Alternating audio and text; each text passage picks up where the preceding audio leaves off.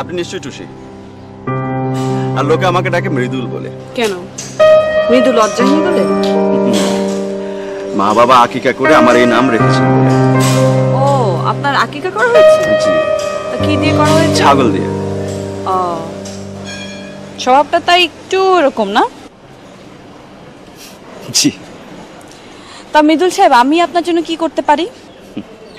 করার তো আছে অনেক কিছুই, আবার বলতে পারি কিছুই করার নেই।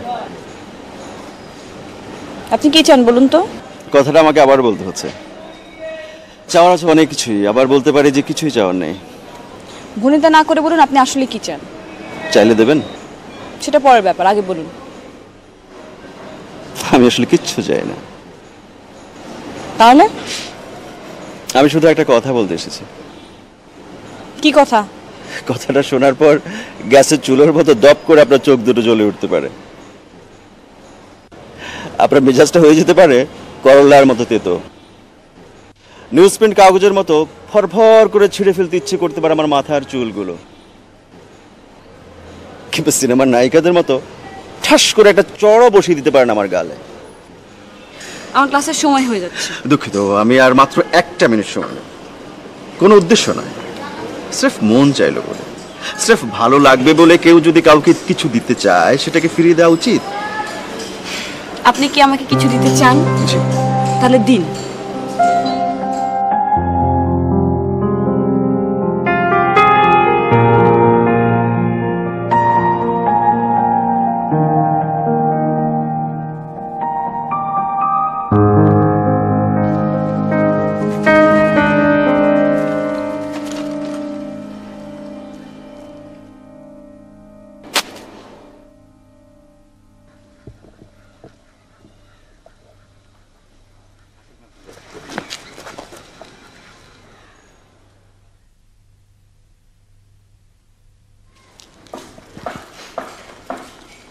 বেশিরভাগ মানুষের সবচেয়ে বড় সীমাবদ্ধতা কি জানেন?